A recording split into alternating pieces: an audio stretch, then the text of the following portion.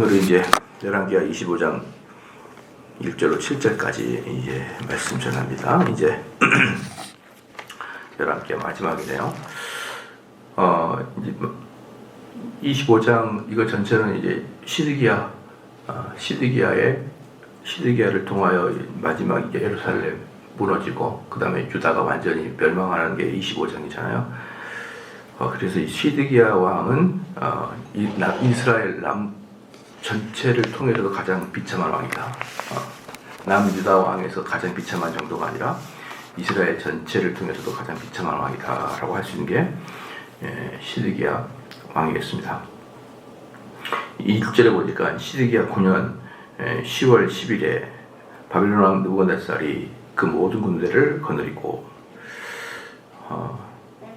정확하게 9년 10월 10일 이렇게 날짜까지 정확하게 보여준 것은 여기밖에 없습니다.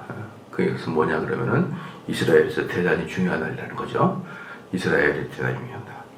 이 날이 완전히 멸망하는 날이니까, 멸망의 시작의 날이니까 이 날이 기억되고 있는 것입니다.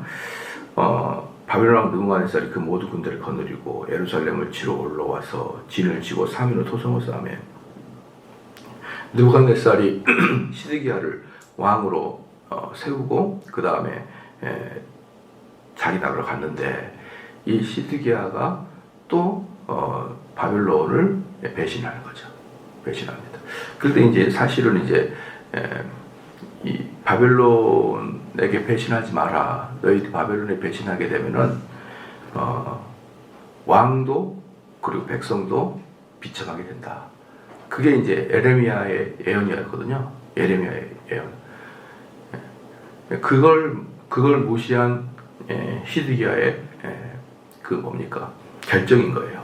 그래서 보면은 나중에 이렇게 모든 역사도 마찬가지고요. 뭐 개인의 역사도 그렇고 국가의 역사도 그렇고 나중에 이렇게 이제 돌아보면은 멸망의 길을 스스로 자처해서 가는 거죠. 누가 멸망을 가라고 한 거 아니에요. 사기당한 사람도 나중에 자기 스스로를 돌아보면 내가 어떻게 뭐에 씌였길래 그때 그 말을 믿었을까. 그때는 완전히 믿어졌는데 사기가 끝나고 이제 다시 이제 보면은 얼마나 어리석어지는지 몰라요. 근데 그걸 왜 믿었지? 그러니까 멸망을 당하려고 그러면 제3자의 입장에서 볼 때는 너무나 뻔한 그 길을 이렇게 첫 발을 내딛고 가더라 이 말이죠. 우리 알잖아요. 자녀들 키워보면은 꼭 안 될 것들을 이렇게 선택하고 꼭 멸망할 것들만 길을 가고 이런 사람들. 근데 제가 보면요 이런 일들이 어떤 한 실수가 이 사람의 인생을 이렇게 망가뜨린 게 아니고 전반적으로 그래요. 전반적으로 무엇을 해도 꼭 안 좋은 것들을 선택해서 계속 그 길을 가는 사람들은요 그 경향이 계속 있다는 거 여러분 알고 계십니까? 그래서 그 뭡니까 옛날에 제가 말씀드렸지만 범죄를 다루는 경찰들은요 이렇게 이제 바로 앞에서 이렇게 신호를 위반하는 사람들 있잖아요. 신호를 위반하거나 그 다음에 횡단보도를 건너거나 아니면은 차 신호를 위반하는 사람들은 경찰들이 때로는 그 사람들을 잡아가지고 그냥 가세요 하는 사람이 있거든요. 경찰들이. 그럼에도 불구하고 경찰들 앞에서 그렇게 신호를 위반하는 사람들을 여러분 절대 보내주는 적은 없습니다. 다 확인해봐요. 그러니까 끊지 않고 보내줄 때는 있어요. 끊지 않고 그냥 가세요라고 보낼 때가 있는데 검사는 다 압니다. 왜 그러냐 그러면은 범죄하기 분명히 있거든요. 죄인들은 어떤 죄든지 범죄하는 경향이 있대요. 신호도 잘 지키지 않고 하여튼 작은 규칙도 잘 지키지 않으려고 하는 사람들이 범죄자들은 그런 경향들이 많다. 여러분들도 저도 신호 안 지키고 그런 적 많지만 그 신호 안 지킨다고 범죄자 그런 건 아니에요. 그런데 범죄자들은 그런 경향들이 있다. 범죄자들은 신호랑 작은 규칙을 지키지 않는 경향이 있기 때문에 그 사람을 설령 그냥 보내주더라도 뭐든 잡고 조사를 해봐요. 그 경찰들이 그렇게 말하더라고요. 모든 사람은 잡고 그렇게 조사한다. 그래서 항상 주민등록증 보고 본부하고 이야기해보고 확인해보고 이제 그렇게 하잖아요. 그건 수사의 ABC 기초예요. 그러니까 죄를 짓는 경향성이 있는 사람들은 작은 죄도 큰 죄도 자꾸 짓는 경향성이 있는 것처럼 이 멸망으로 간 사람들은 자꾸 그건 간에 멸망으로 가는 것들을 자꾸 선택하는 경향들이 있단 말이에요. 그러니까 왜 내가 이렇게 인생이 어렵지? 왜 이렇게 내가 팍팍하지? 라고 이렇게 하는 사람들은 자기는 절대 몰라요. 자기 마음속이 순수한 거죠. 자기 마음속이 순수해서 그 길을 선택해요. 그 길을 선택합니다. 그런데 제3자가 보면 저건 아닌데야. 그런데 문제는 뭐냐 그러면 제3자가 야, 너 그건 아니야. 너 왜 그러지? 이렇게 이제 이야기를 하게 되면 나는 어떤 마음이 드냐면 왜 나한테 저렇게 안 좋은 이야기를 하지? 이분이? 왜냐면은 정대훈이라는 사람은 그 범죄를 저지른 경향성이 있기 때문에, 그죠? 범죄를 저지른 경향성이 있기 때문에 정대훈으로서는 최선을 다해서 그리고 바른 걸 선택해서 선택하는 거예요, 저는. 근데 제3자가 또는 부모가 어른이 또 누군가가 그건 아니야 라고 얘기할 때 정말 화가 나는 거거든요. 나는 저 사람을 공격할 생각도 없고 잔머리 굴릴 생각도 없고 그냥 나한테 주어진 일들에 있어서 내가 최선을 다해서 선택한 거예요. 내가 나쁜 마음으로 선택한 게 아니라. 그런데 그게 다른 사람이 보면 어때요? 악한 것을 선택한단 말이에요. 그래서 부모의 훈계가 있고 선생님 훈계가 있고 목회자 훈계가 있어요. 근데 당하는 사람들은 저 사람은 내 마음을 몰라요. 저 사람은 내 마음을 몰라. 왜 목사님은 나한테 그렇게 얘기할까? 왜 선생님 나한테 그렇게 얘기해? 난 정말 순수한 마음인데 이렇게 여러분 됩니다. 그래서 부모들이 훈계를 많이 하고 그래서 그 훈계를 듣는 아이들 부모한테 대항을 하는 거예요. 대항을. 억울하니까. 엄마 왜 그렇게 생각하세요? 아빠 왜 이렇게 생각했어요? 근데 엄마 아빠 보기에는 너무나 얼추구니 없는 걸 선택하는 거예요. 그러다가 결국은 자기가 너무 억울하니까 엄마를 때리기도 하고 아빠를 때리기도 하고 결국 불도 질러버리고 살인까지 하는 이유가 이 사람이 억울해서 그러는 거라고요. 무섭죠? 내가 범죄를 저질러야지. 그래서 선택한 게 아니에요. 나는 선한 걸 선택해야지. 나는 바른 걸 선택해야지 선택하는데 항상 하는 짓들이 어때요? 권위 있는 사람이 볼 때는 잘못된 걸 선택하는 그런 경향성을 갖고 있는 사람이 여러분 있거든요. 그 왕들이 바로 시드기야 왕이 그런 사람인 거예요. 그래서 누가 봐도 이 당대 누가 봐도 바벨론을 포기한 사람들은 이해가 안 가는 거예요. 그 당시 바벨론 최절정기에 일어났잖아요. 느부갓네살이 왕이잖아요. 느부갓네살 왕은 얼마나 여러분 크냐면요. 정말 지금의 중국 땅덩어리만큼 차지한 게 느부갓네살이에요. 이때 당시 중동에서의 크기가 중국 땅덩어리만큼을 차지한 게 느부갓네살이라고. 근데 그 느부갓네살 앞에서 포기를 해버려요. 이게 후대들이 읽으면 이해가 안 갑니다. 이해가. 그래서 여러분 예레미야가 그렇게 얘기한 거 뭐냐면 너희들은 느부갓네살하고 잽이 안 돼. 걔네한테 비교해가지고 이렇게 대항하고 그것은 강아지가 사자한테 덤비는 거랑 똑같아요. 언뜻 보면 뭡니까? 옛날에 누가 그런 얘기 하더라고요. 일본의 제일 큰 도사견이죠, 도사견. 이 도사견은요, 세계 1등을 좋아하는 일본인들이 없던 종을 쌓아온 것만 교합해가지고 이렇게 만든 게 도사견이에요. 도사견이 얼마나 무서운지 몰라요. 그러니까 어떤 분이 그러더라고요. 이 도사견 2마리와 사자가 싸우면 어떤 결과가 나올까? 근데 이제 댓글을 봤어요. 사자의 두끼 식사다. 이렇게 사자의 두끼 식사다. 지가 도사견이고 도사견 할아버지인 간에 그냥 사자에게는 식사에 불과해요. 아직 비교가 안 된단 말이죠. 그런데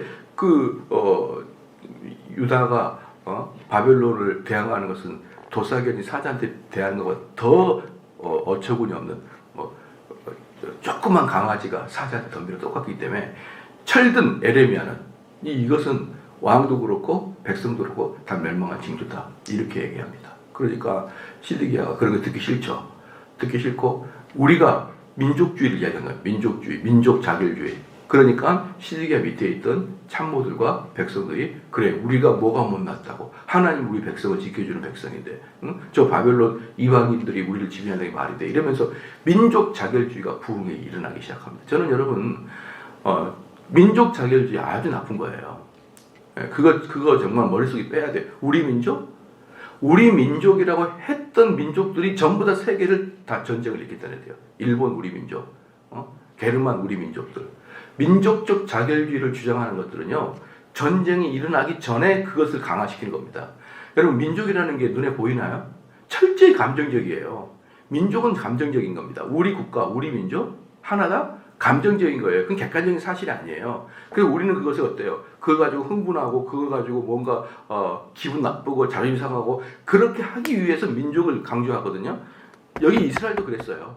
나중에 우리가 하나님이 우리를 지키는 백성이고 우리는 선민의 민족인데 저 쓰레기와 같은 바벨론이 우리를 점령한다는 것은 도저히 우리가 받아들일 수 없어. 이렇게 나가니까 온 민족들이 거의 동의하고 따라가 버립니다.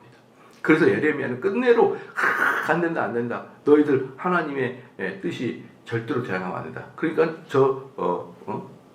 저놈 저거 민족 반민족주의자 어디에서 겁이나 먹고 앉아 있고 이런 손가락 막 예레미야 여러분 예레미야 그렇게 떠들고 다녀도 예레미야 소리를 듣는 사람이 없습니다. 예레미야. 그래서 이 오늘 이 시드기야가 멸망한 25장은 이렇게 간단히 나왔지만 예레미야서에는요 아주 긴 장이 이 뭡니까 시드기야 때가 그 멸망할 때를 아주 길게 상세하게 적어놓은 게 예레미야서에 다 있는 것이죠. 그래서 2절에 1절에 보면 위에 사면으로 토성을 쌓으면 사면 토성하면은 예루살렘 성전을 공격하는 방식은 뭐라고 했습니까? 예루살렘 성전만큼이나 더 높게 옆에 토성을 쌓아요. 토성을 쌓아서 예루살렘을 위에서 내려보면서 싸우도록 토성을 쌓습니다. 그러니까 여러분 이게 입장을 바꾸는 거 한번 생각해 보세요. 여러분이 바벨론왕 느부갓네살이라고 생각을 해보란 말이에요. 내가 지시해서 왕이 된 거예요.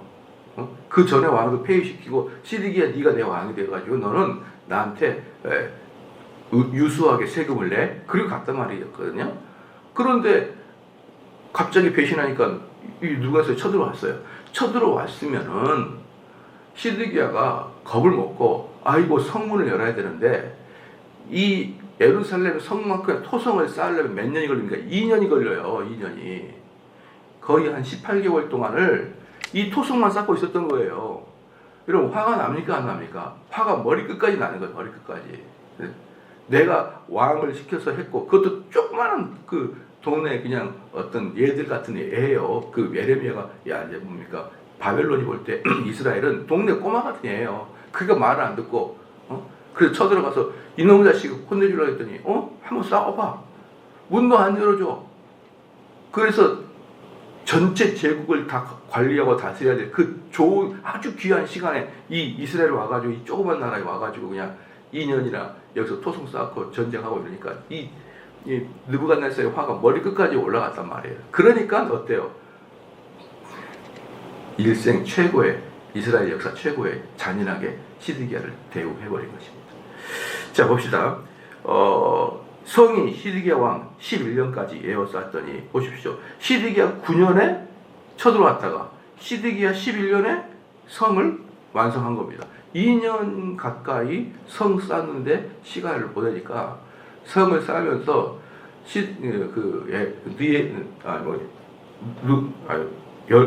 갑자기 생각이 나요. 어쨌든 바벨론 왕 느부갓네살은 머리가 이제 거의 분노로 머리 끝까지 닿을 때까지 여러분 시드기야는 시삭시득 느부갓네살을 그렇게 놀렸던 겁니다. 놀렸던 거예요. 그래서 사람이 망하려면 이렇게 보이는 게 없는 거예요. 보이는 게 없는 거예요. 그래가지고 4월 9일에 성중에 기근이 심하여 그 땅 백성의 양식이 지났다. 근데 이제 그동안 어떠냐면요.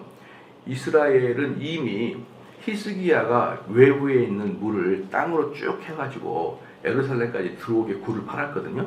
그러면은 예루살렘은 끝입니다. 왜 끝이냐? 그럼 물만 있으면 되거든요. 물만 있으면 그 물로 밀도 심을 수 있고요. 포도도 심을 수 있고 물만 있으면. 그러니까 이게 2년 동안 버텼던 것이 뭐냐면은 그 지하로 쫙 계속 예루살렘은 물이 들어오니까 밖에서 너희들이 쌓든 뭘 하든 장구를 치든 북을 치든 우리는 어디 모여 앉아가지고 밥 먹고 있었어요. 그러니까 시드기야는 하나님 우리를 보호해준다고 믿고 거기서 이렇게 느부갓네살이 그렇게 문 열어라 그래도 문 절대 열지 않고 그렇게 된 겁니다. 그렇게 있었던 거예요. 근데 하필이면 하필이면 그 4월에 기근이 심하게 되어 있습니다. 4월에 기근이 심하게 됐습니다. 그랬더니 그 백성들이 이제 아예 굶게 된 거예요. 굶게 된 겁니다. 그러면 3절에 보면 여러분 분명히 알겠죠. 3절에 보시고 우리 분명히 압니다. 뭐랍니까? 시드기야를 폐위시킨 것은 여호와 하나님이었다는 것이죠. 여호와 하나님이었다. 4절 말씀에 갈대아 사람이, 이 갈대아 사람이 누구겠습니까? 바벨론의 옛날 이름이 갈대아입니다. 갈대아예요. 바벨론의 옛날 이름이 갈대아예요. 갈대아 사람이 그 성읍을 에워쌌으므로 성벽에 구멍을 뚫은지라. 이 갈대아 사람, 이제 이렇게 이야기할 때는요, 주로 언제냐면 바벨론 사람 이렇게 얘기하지 않고 갈대아 사람 이렇게 얘기하는 것은 언제냐면은 어떤 거냐면은 좀 더 원리적인 것을 이야기할 때 그렇게 하는 거예요. 왜 북한이 우리는 북조선이다, 우린 북조선이다 그렇게 얘기하잖아요. 그 북한이 우리를 북조선이라고 얘기한 것은 그 전 조선, 우리나라 탄생하기 전 조선 500년을 이씨 왕국이야. 이씨 왕국. 이제 후기 조선은 김씨 왕국이야 그 뜻이에요. 후기 조선은 김씨 왕국이다 그 뜻입니다. 그러니까 우리는 조선의 적통이다라는 것을 보여주고 하는 것이고, 그렇게 옛날 이름을 써서 국호를 정하거나 그 당대의 뜻을 정하면 아주 호전적이고 아주 원리적인 개념을 갖고 있을 때 옛날 국가의 이름을 써요. 옛날 거예요. 그러니까 바벨로니아 쓰지 않고 갈대아라고 쓰는 것은 뭐냐면 아주 호전적이고, 또 여러분 중동의 원리주의자도 무섭잖아요. 그 원리주의자의 개념으로 지금 있다라는 걸 보여주고 있는 거예요. 그러니까 원래부터 바벨론하고 아수르는 다릅니다. 아수르는 아주 강경파였고요. 바벨론은 유화 정책을 썼습니다. 그러니까 아수르는 사람을 다 죽여버리는데 바벨론 죽이지 않고 포로로 끌고 가요. 그리고 바벨론을 포로로 끌고 가서 전부 다 너희들이 느부갓네살한테 왕한테 순종만 한다면 너희들 자치권을 허락해 줄게. 이게 바벨론의 정책이었어요. 그러니까 바벨론은 그렇게 무서운 나라가 아니었어요. 아수르에 비해서 아주 점잖은 나라였습니다. 그런데 여기서는 바벨론을 표현하지 않고 갈대아 사람이라고 표현합니다. 왜? 머리 끝까지 화가 침이 올랐으니까. 그래서 에워쌌으므로 성벽에 구멍을 뚫은지라 모든 군사가 밤중에 두 성벽 사이 왕의 동산 견문 길로 도망하여 아라바 길로 가더니, 그러니까 이 성문 사이에 누가 구멍을 뚫었냐면 이제 속에 이스라엘 사람들이 견디지 못하고 탈출하려고 구멍을 뚫어버린 거예요. 탈출하고 먹을 게 없는데. 그러니까 이 이야기는 전부 이삭이 여기서 무슨 일이 일어났는지는 에레미야에서 다 나와 있다. 그 다음에 에레미야에서 볼 때 더 흥미진진하게 볼 수 있는데요. 그 밤에 이제 구멍을 뚫어서 탈출하게 나와 있습니다. 여러분, 그러면 여기가 어디냐면 군사가 밤중에 두 성벽 사이에 왕의 동산 견문길로 도망하여 아라바 길로 가더니, 이 아라바 길이 어디냐면요, 그 이스라엘 문 앞에 보면은 기드론 시내가 있다 그랬잖아요. 기드론 시내. 이스라엘 바로 앞에 기드론 시내. 그렇죠. 감람산과 이스라엘 동산 사이에 있는 시내. 그게 아라바 길이에요. 그래서 그 시내부터 시작해가지고 쭉 물이 흐를 거 아니에요. 그 쭉 물이 흐르는 것을 타고 가게 되면은 저 밑에 누가 나오냐면 여리고가 나와요. 여리고. 그 여리고를 타고 쭉 가게 되면 요단강이 나옵니다. 요단강이 나서 쭉 나오면은 모압과 암몬 지역이 나와요. 그래서 지금 이 사람은 거기로 나와가지고 모압과 암몬으로 탈출하려고 딱 나온 거라고, 이 사람이. 그렇죠. 그래서 근데 그 장소가 어디입니까? 적들이 뻔히 보이는 곳이에요. 적들이 그 예루살렘 정면이란 말이에요. 어디 그 사막으로 도망가는 파기야 전체를 외워쌌으니까 어디든지 정면이 아니겠습니까? 그러나 그럼에도 불구하고 지금 이들이 탈출한 곳은 예루살렘 원래 성전 정문이 있었던 지역의 곳이거든요. 그러면 이 바벨론 사람들이 어떤 사람입니까? 그 당시에 제국다운 제국이잖아요. 무슨 말이에요? 수많은 전쟁을 치른 사람입니다. 수많은 전쟁을 치렀기 때문에 이 사람들은 이제 예루살렘의 사람들이 언제쯤 탈출할 것을 대충 짐작하고 있어야지. 그럼 어떨까요? 더 이제 심각하게 관리하겠죠. 더 눈에 촛불을 켜고 관리하겠죠. 그런데 시드기야 이 사람이 뭘 알아요? 전쟁도 해보지 않은 사람이. 그러니까 한밤중에 몰래 나와가지고 탈출하는데 다 쳐다보고 있는 것입니다. 또 하나 중요한 건 뭐냐면, 여러분 밤에 도망갈 때 진짜 도망가고 싶으면 왕하고 수행비서 한 서너 명 도망가야지 군대가 따라와요. 시드기야가 도망가가지고 혼자 살기 어려우니까 군대를 데리고 나갑니다. 그러면 그 군대 데리고 나가면 그거 안 들킵니까 그게? 그러니까 아유 맞아 죽을 일만 골라서 하는 거예요. 해보십시오. 5절에 갈대아 군사가 왕을 쫓아가서 여리고 평지에 비치면 금방 쫓아가잖아요. 금방. 그 길이 예루살렘에서 쭉 몰래 밤에 나와갔다가 아라와 뭡니까 골짜기로 계속 도망가. 그 길 따라 계속 가게 되면 여리고가 나오는데 그곳으로 갈 거라고 이 바벨론 왕 군사들이 그걸 몰랐겠냐고요. 그러니까 탁 지키고 있다가 성에 빠져나올 걸 보고 있다가 도망가니까 그 길 따라서 뒤따라서 가가지고 어디로 갑니까? 여리고에 도착해가지고 딱 나타나는 거예요. 여리고 도착해가지고 군사가 저를 떠나 흩어진지라. 그러니까 갈대아 군사가 즉 바벨론 군사가 뒤따라 온다는 걸 딱 듣고 여리고에 딱 보니까 그 군사가 온 거예요. 그랬더니 그 즉시 왕을 따는 군사가 한 명도 없이 다 도망간 거예요. 그러니까 그 누구도 시드기야에게 충성한 사람이 없었다. 그 누구도 우리 시드기야와 같이 마지막 우리 유대 몸을 불살아 죽읍시다, 순교합시다. 그게 없어요. 왔다는 소리 듣자마자 내가 언제 네 왕을 섬겼냐고 하듯이 사라져 버리고 말. 이게 바로 비참한 자의 최후의 모습인 겁니다. 비참한 자의 최후의 모습인 거예요. 6절에 갈대아 군사가 왕을 잡아 림나 바벨론 왕에게로 끌고 가매 저에게 신문하고. 그래서 림나 바벨론 왕이 뭐냐면 왕을 잡아 림나라는 지역에 지금 바벨론 왕이 베이스 캠프를 치고 있거든요. 느부갓네살이 림나에다가 베이스 캠프를 짓습니다. 왕이 끌고 가매 저에게 신문하고. 이 신문은 뭐냐 그러면 왜 네가 나를 배신했냐 이거예요. 왜 네가 나를 배신했고 왜 2년 동안 성을 쌓을 때 네한테 문을 열었다라는데 그렇게 안 열었냐. 그것을 이제 묻는 거예요. 가끔 보면은 그 법을 어겼을 때 화해 조정 기간이 있거든요. 판사가 이렇게 말했는데 억울한 게 있으면 나한테 말하시오. 그 기간이 있어요. 그 기간이. 그때 옛날에도 저희가 교회에 건축할 때 제가 그래서 재판장에 한번 끌려간 적이 있거든요. 제가 그때도 우리 공사하는 사람이 다른 데서 공사할 때 돈을 안 줬어요. 우리 공사하기 전에 다른 곳에서 공사할 때 돈을 안 줬어요. 근데 그 사람이 우리 교회한테 매달 주는 1억씩 2억씩 매달 주는 그 기성금을 주지 못하도록 판사에다가 법원에다가 신고를 했어요. 그러니까 저는 어떻게 됐었냐면 이 돈을 이 업자한테 준 게 아니라 이 돈을 저쪽 안 받은 사람한테 줬어야 돼. 나는 그걸 몰랐어요. 그걸 몰랐는데 교회로 통지가 왔었는데 그게 무슨 뜻인지 몰랐어요. 그래서 우리 소장한테 물어보니까 목사님 이것은 업자끼리의 얘기니까 건축주는 상관 안 해도 됩니다 그러더라고요. 그러시냐고. 그리고 돈을 줬죠. 나중에 알고 보니까 판사가 몇 차례나 교회에다가 통지해서 이 돈을 여기다 줬는데 왜 여기다 줬냐고 재판에다가 끌려간 거예요. 쭉 해서 나보고 받았냐? 네 받았습니다. 다 했죠. 받았고 근데 왜 안 했냐? 이 사람이 안 해도 된다 했습니다. 그것이 말이 되냐? 막 하다가 판결을 딱 내리기 전에 의의 있으면 말하라. 근데 말할 게 없어요. 야 너무 잘 알더라고. 너무 잘 알고 너무 잘 판결했다고 생각해. 야 역시 판사는 다르다.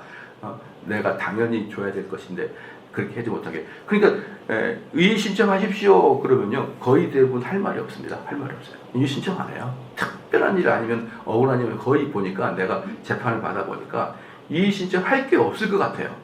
그래 여기서도 보니까 바벨론 왕이 시드기야 부처를 관쳐놓고 의의 신청해야 돼. 그래 네가 왜 우리한테 세금을 안 냈고 왜 우리가 아니라 애굽한테 붙었고 왜 토속을 살 때 2년 동안 문을 안 열냐 말해봐. 입도 뻥긋 못합니다. 이게 죄 짓는 자의 최후의 모습이에요. 입도 뻥긋도 못해요. 입도 뻥긋도 못합니다. 7절에 시드기야의 아들을 저의 목전에 죽이고 시드기야의 두 눈을 빼고 사슬로 결박하여 바벨론으로 끌어갔더라. 그러니까 이 갈대아 왕이 그렇게 쭉 물어보고 나서 그래 네가 나한테 할 말이 없다 이거지. 그러면 내가 너를 죽이지 않고 너를 가장 비참하게 죽이겠다 해가지고 그 목전에서 자기 아들을 죽여버립니다.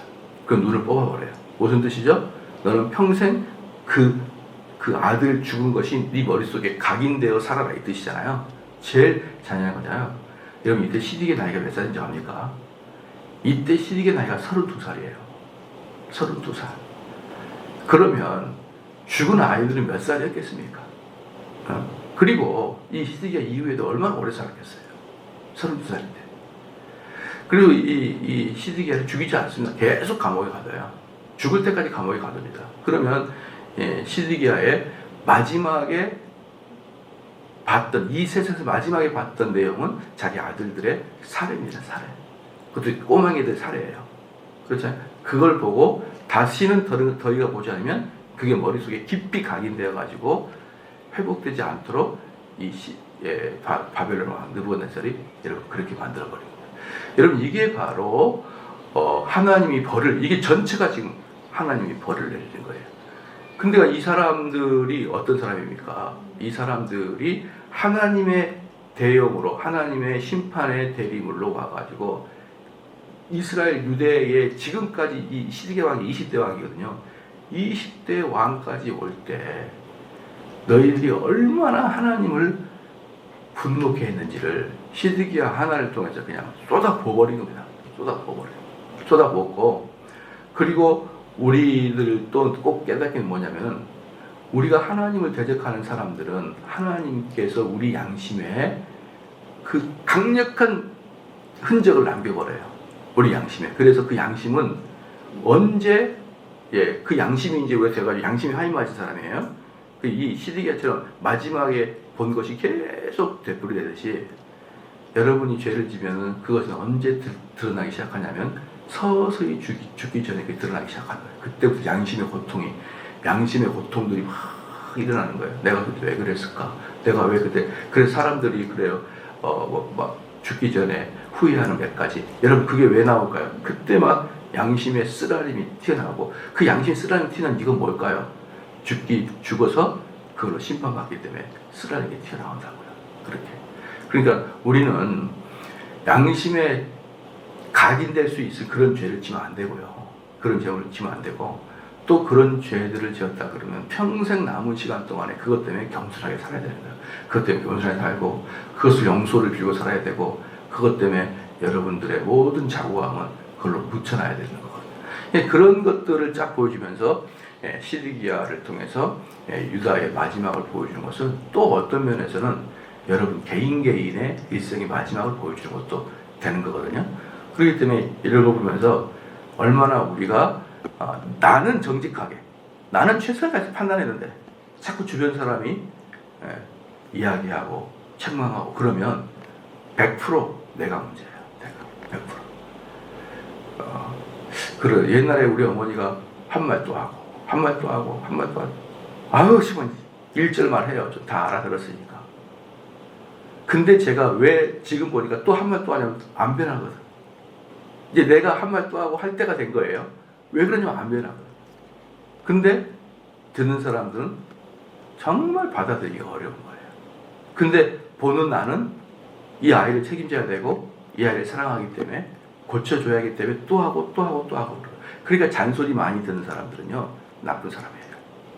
아시겠죠? 그래서 가끔 가다가 아이고 그냥 어떻게 애가 그렇게 좋은 데 갔어요. 아이고 저는 그냥 바빠가지고 애 공부하란 말도 못했는데 지가 알아서 합디다. 이런 부모들이 있잖아요. 그 효자야 효자. 그냥 야 영어는 나왔냐? 막 어떻게 머리는 왜 맨날 그 모양 그 꼴이냐 이렇게 듣는. 그래서 여러분들 가끔 뉴스 보면은 부모님이 끝없이 책망하고 부모님이 끝없이 뭐라고 잔소리해서 막 분노가 나서 그런 사람들 있잖아요. 그건 지들이 얼마나 나쁜 놈인지 몰라서 그래요. 정말 부모들이 그 정신병자가 아니면요, 정신병자적 사이코패스적인 기질이 아닌다 그러면 내 어릴 때 부모가 나를 너무 화나게 하고 너무 나를 기분 나쁘게 해가지고 내가 삐뚤어졌다고 말하잖아요. 네가 문제인 거예요. 상식적으로 부모는 자녀를 왜 그렇게 키웁니까? 왜 그렇게 자녀한테 기분 나쁘게 할까요?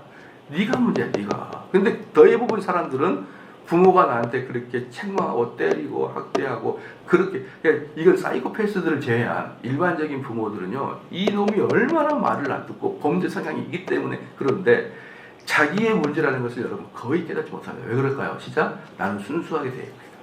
나로서는 순수하게 되고 난 최선을 다해서 결정한 건데 부모가 또 그 짓이냐? 하여튼 선택하는 것마다 기분이 들어. 이게 바로 여러분 무서운 거예요. 내가 죄를 졌다.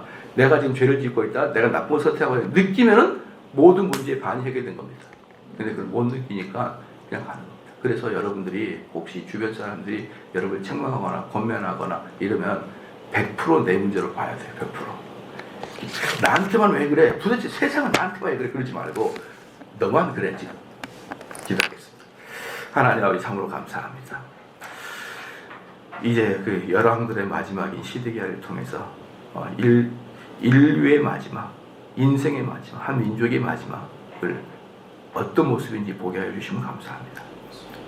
예레미야가 나타나서 무슨 예언을 하든 무슨 책망을 하든 그 길을 가고야만 하는 이 시드기야처럼 우리도 그런 어리석은 자가 되지 아니하도록 우리를 돌이키게 하여 주시옵고, 우리가 하나님 앞에서 하나님 말씀과 또 여러 가지 교훈을 책망받을 때마다 우리의 마음은 돌이키는 자가 되게 하여 주시옵소서.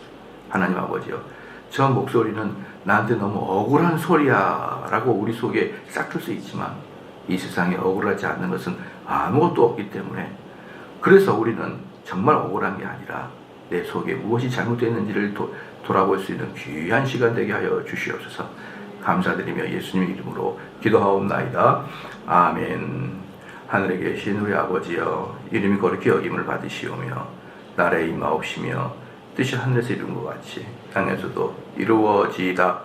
오늘 우리에게 일용할 양식을 주옵시고, 우리가 우리에게 죄 지은 자를 사하여 준 것 같이 우리 죄를 사하여 주옵시고, 우리를 시험에 들게 하지 말게 하옵시고 다만 악에서 구하옵소서. 되게 나라와 권세와 영광의 아버지께 영원히 있사옵나이다. 아멘.